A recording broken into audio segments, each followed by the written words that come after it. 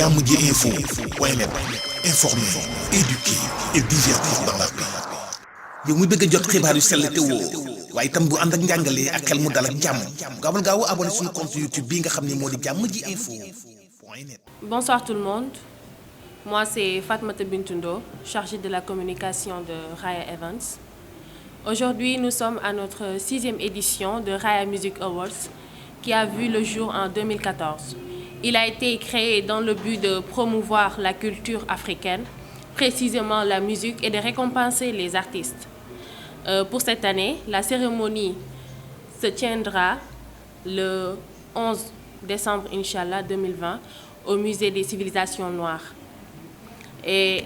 vu qu'on est en période de pandémie Covid-19, le port de masque est obligatoire. Je m'en vais donner la parole au PDG de Raya Events, Monsieur Souleymane Ndiaye. Quand on dit la culture, on dit la musique. Parce que Sénégal, nous avons len lo xam mom lañuy jaayé suñu dëkk lu dul suñu culture. Plus particulièrement la musique. Ba nga xamni chaque année dañuy xol ñi nga xamni les personnes qui ont plus illustré l'année ci culture bi ci musique bi ñu répartir leen sur différentes catégories. Et ci catégories yoy on a laissé personnes en rade. Ci ñepp ko xamni lepp luy musique muy jazz, folk, mbalax, ñi di woy rap, ñi nekk di tagg Seydina Mohamed, ñi def chorale, ñëpp lañ bolé képp koo xam ne day laal musique rek dañ lay bolé ci catégories yi sur les différentes catégories. Il y a 8 catégories. Il y a meilleur clip de l'année, il y a meilleur tube de l'année, révélation de l'année, artiste de l'année, meilleur featuring de l'année, meilleur tube de l'année. Il y a aussi meilleur chanteur religieux de l'année et meilleur clip religieux de l'année. Sans oublier aussi mi nga xamni moy les émissions télé radio yi nga xamni c'est carrément musical, c'est talk show. On a choisi le minimum pour chaque télé ñu jëm fa ben pour ñëpp gis ci seen bopp ñu liggéey ci domaine boobu noonu. Ci biir loolu noonu pour ñu dem lu gën a gaaw rek ci kii bi en vrac nomination yi ni muy demee nekkul ni nomination boo xam ne la man damay jóg rek nominé wala gën a gisee jóg na wala Fat Bintou wala keneen ku ñëw rek nominé. Chaque année dañuy sélectionner au minimum 15 animateurs yoo xam ni day tourner année bii mën nga bokk année bii ñeneen ñu dugal ñeneen ba nga xam ni léegi ñëpp dañ ciy gis seen bopp ñooñu bu ñu nominé on va se réunir encore en comité directeur pour sortir les listes finales yi nga xam ni ñoo nekk les nominés. Et ku ñu nominé aussi on vous appelle dañuy woo seen manager dañuy woo artiste bi pour leur faire comprendre que ni vous êtes nominé au Raya Music Awards. En suñu amee réponse bu favorable ñu continuer suñu liggéey, même suñu amul réponse bu favorable dañuy continuer suñu liggéey parce que am na ñeen ñoo xam di nga leen wax ni carrément ki dañ leen nominé ñu bëgg bokk wala ñu bañ bokk. Donc parce que unanimité amul fenn dina am ñeen ñoo xam dinañ bëgg bokk participer ci événement bi am ñoo xam ne dañ naan la non je préfère me retirer toog ba beneen année.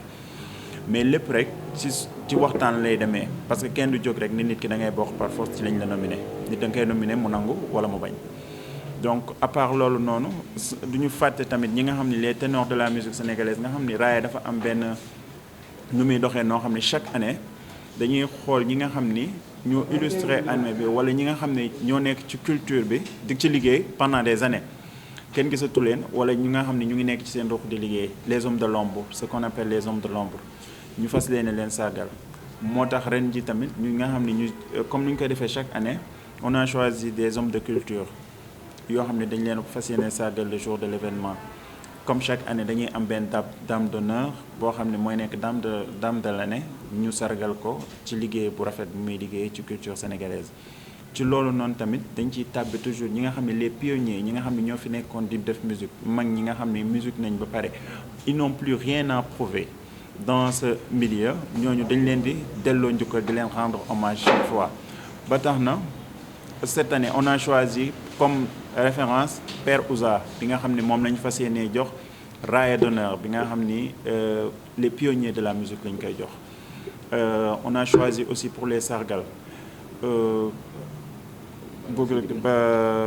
docteur professeur Massamba Gueye bi nga xam ni boobu ba léegi culture sénégalaise kenn dootu ko ci laajte parce que lim ci def moom c'est palpant soo ko xoolee ni da nga koy gis. On a choisi de professeur Adi Bokoum bu nga xam ne moo nekk musée des civilisations noires. on a pris aussi Koundoul bi nga xam moo nekk direction des arts ba léegi ñu gis ko ci culture nga xam ne lépp luy culture ci moom lay jaar ñu jël tamit suñu maman bi nga xam ni ci musique bi muy def animation boobu déjà ñun ñi toog fii ñu bëri juddooguñu wala boobu tamit ñu ngi nekk ak moom di demoon ñu nekk ay tout tànk mu nekk suñu maman Ndeye Mboup bi nga xam mooy nekkoon Sud FM daan animé ñu fas yéene ko doole njukkal mais sans oublier ñi nga xam ni dañ doon musique te nekkatuñu fi ñu jël ren suñu père Balla Sidi bi nga xam ni orchestre Baobab la nekkoon li mu def ci musique sénégalaise ñun avant ñoo judd la woon suñuy papa la woon ñu judd fekk ko fi mu ànd ak ñun ba tey jii nii suñu borom jël ko mu ñibbi àjjana ñu fas yéene ko delloo njukkal ci jour boobu jox ko trophée à titre posthume comme ni ñu koy defalee chaque année ñuy ñaan fi mu nekk gënal ko fi mu jóge ci biir loolu nag ren tamit dina am ay innovation yi li nga xam ni moo fi gën a nekk ñëpp gis ko muy Covid bi mu nekk le prix Covid bi nga xam ni loolu dañ koy décerner nit yi nga xam ni il a fait beaucoup communiqué ci Covid bi sensibiliser ba pare am yu bëri yoo xam ne def na ko ci Covid bi pour nit ñi mën a protéger wu yàlla muccal ñu ci mbas mi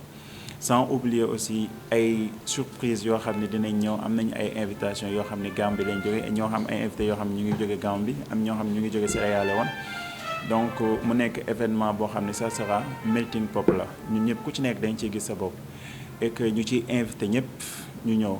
et sans oublier aussi ñu ngi remercier aussi ministère de la culture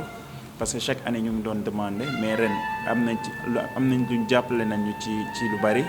ci yoon bi ndax tey yombul woon pour ñu def raaya bi ak contexte Covid bi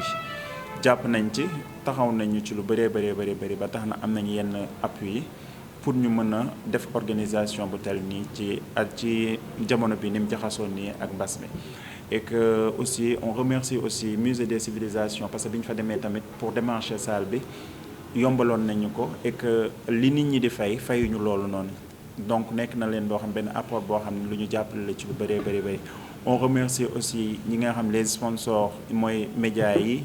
nga xam ne ñu ngi jàpp ci communication bi et tout ñu leen di remercier yéen ñi nga xam ne aussi yéen a ngi fi nii ñëw fas yéene jàpp et que sama partenaire leader bi nga xam ne muy waa Sen TV Seneweb du moins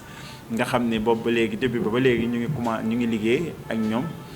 ci lépp sur la communication sur les bannières sur tout et on remercie très fort Seneweb ci liggéey bu nice bi ngeen di def ci culture bi gëm ñi nga xam ne ñun loolu la ñuy def mu nekk raaya ngeen gëm ko mu nekk seen combat ngeen apporté ko ànd ceeg ñun liggéey ci liggéey bu nice donc ñu leen ciy sant di leen gërëm di remercier presse bi fi nekk yëpp ndax mënuñu lim mais y a des personnes yoo xam ni il faut que ñu tudd leen et on remercie aussi PCA Sodav Ngoné Ndour à chaque fois su raaya amee daf ciy jàpp nag avec sa façon da ciy jàpp dañuy teg loxo dañuy wax ni sama ay frère ngeen li ngeen di liggéey nii dama xam lan la et que dama ciy teg loxo li ma ci mën ak lu ma ci mënul dama koy def ñu koy gërëm di ko ñaanal aussi place bi ñu mu occupé ko waat yàlla jàppale ko ci lu bëree bëri et on dit merci et chapeau à notre père Guissé qui est toujours présent saa bu nekk on l'appelle à n'importe quelle heure conseiller def leen lii nii la ñu war a def parce que c'est quelque chose boo xam ni raaya nekkatul leen loo xam ne du fo lii c'est nu ñu koy waxatee emblème la boo xam ni dafa marqué empreinte am ci Sénégal ñu ko bind ci annaalu Sénégal parce que culture sénégalaise fi mu toll nii ku nekk bëgg nga am benn trophée boo xam ne muy raaya boo xam ne soo ko xoolee xam ne li nga liggéeyoon ci musique sénégalaise delloo nañ la ko ndax liggéey dafa metti pendant des années ngay liggéey ngay def musique mosoo ci am trophée mosoo ci am raaya ñu sélectionné la def la ci benn groupe ngeen nekk ci nga bokk ci ak say nawle bi déjà raaya bu ñu la sélectionné rek tu es gagnant nga dem ñu jox la benn trophée à titre de reconnaissance d'avoir participé au Raaya Music Awards loolu bu jàllee ñi ci sélection yooyu noonu ñu génn ci waat prix yi nga xam ne moom la ñuy jox léegi ñi nga xam ne ñoo nekk ci kanam ndax ñu nekkul loo xam ne ñeneen ñi dañoo perte mais liggéey bi moo ko demee noonu il faut kenn am première am deuxième am troisième noonu la àdduna di doxee ndax suñu borom sax dafa tijjil ñëpp am ñu jiitu am ñu topp seen ginnaaw ba tax na tey jii nii noonu rek li ñuy liggéeyee saa su nekk ci raaya bi ñëpp nag ñu ci gis ñëpp a ci gis seen bopp raaya ñëpp la distinction yi nekkul lu metti parce que damay ne Sénégal musique culture da ngay toog fii rek dégg benn xale buy woy nga xam ne kii li muy woy dafa bokk ci deretam la bokk parce que loolu lañ doon jaayee suñu dëkk bi et que loolu lañ développé woon suñu réew mi ci loolu lañ ko doon gis boo demee bitim réew bu ñu nee taaru Sénégal mooy culture Sénégal ci loolu noonu lañ nekk di ci développé di ci xeex di ci rayante bëgg ñëpp ku ci nekk tey ji ndax un musicien bu dem bitim réew suñ la demandé li nga xam ne moom nga am ci sa réew du da nga naan am naa fa ay fans rek wala génne naa tel tube génne naa tel tube da nga naan j'étais sélectionné woon nañ ma ci tel événement mu nekkoon Raaya Music Awards boo xam ne reconnaître nañ ko au niveau international ba nga xam ne maa gagné woon trophée bi wala maa nekk amoon naa ci diplôme de reconnaissance d'avoir participé au Raaya Music Awards ba tax na mu nekk benn trophée boo xam ne c'est symbolique pour toute la culture et pour toute la musique et merci encore pour la presse qui est présente ak ñi nga xam ne ñëwuñu sax ñu leen di remercier ñoom ñëpp ci liggéey bu nice bi ngeen di liggéey. Merci Souleymane. Et comme nous l'avons dit, je crois que le constat est global. 2020 a été l'une des années les plus catastrophiques que nous avons connues depuis que nous sommes ci àdduna ba tey te loolu du Sénégal donc le touché. Je crois que le monde entier ku ci nekk yëngal 2020 et amul dara loo xamante ni on peut dire que ni ça a marché en 2020 rawatina nag secteur bi nga xamante ni ci la ñu yëngu ñun muy le secteur de la musique. Moi je dis souvent que les autres secteurs ont subi les effets de la pandémie, mais la musique a été impactée par la pandémie. Impactée pourquoi? Parce que pendant toute l'année, pour que Raaya Music fasse l'effort de pérenniser ses actions, de fidéliser li nga xamante ni moom mooy ancrage am ak œuvre yi muy def, il a fallu s'appuyer sur plusieurs critères. Nous savons tous que 2020, les artistes se sont mis en berne par rapport à leur production et ont investi dans le cadre de la sensibilisation, ce qui nous a valu combien de clips de sensibilisation sur la pandémie. Ça a été très difficile, très laborieux. Mais néanmoins, des artistes courageux, parce que moi, c'est ainsi que je les appelle, parce que gagner production, avec ce que cela coûte, te mu wóor la ni amuloo foo ko manifester, foo ko exprimer. Je crois qu'il faut beaucoup de courage et beaucoup de fidélisation à un public pour leur dire que nous existons encore. Et c'est ce vouloir exister, Momo indi Raaya Music nekk dans l'obligation au moins de répondre à ces efforts yi nga xamante ni artistes yi def nañ ko pour exister. 6e édition. Je crois que comme je l'ai dit l'année dernière, il faut leur tirer un grand coup de chapeau à ces jeunes. C'est des jeunes entrepreneurs. Au Mali, vous avez les Tamani. Vous allez au Burkina Faso, vous avez les Koundé d'or. En Guinée, vous avez les Djembé. En Afrique du Sud, vous avez les Kora. Mais le Sénégal n'a que le Raaya. Et je crois que nit ñi, comme je l'avais dit l'année dernière, c'est extrêmement important que nit ñi sukkandiku ci Raaya, parce que cet événement mën na dem ba nekk un événement incontournable ci Afrique. 6 éditions pendant 6 ans que ces gosses se battent uniquement pour donner une reconnaissance à ce que nous faisons.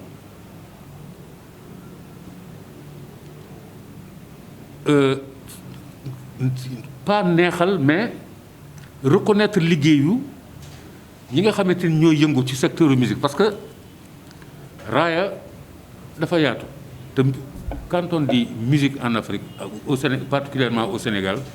dafa am une diversification, et que dans cette diversification il y a des catégories, et aucune catégorie n'est laissée en rade par ces jeunes. Donc c'est extrêmement important. Nous avons connu par le passé des consécrations, ay bidéo, ay etc. Il y a eu d'autres organisations, mais au bout de 2 ans, ils sont partis. Si ces gosses existent depuis 6 ans, sans accompagnement, je crois que cela mérite réellement qu'on les encourage. moo tax ma ni yéen ñi dama leen di gërëm. Pourquoi? Parce que vous avez compris non seulement les efforts qu'ils font, mais l'impact de la musique dans nos sociétés culturelles. Vous avez compris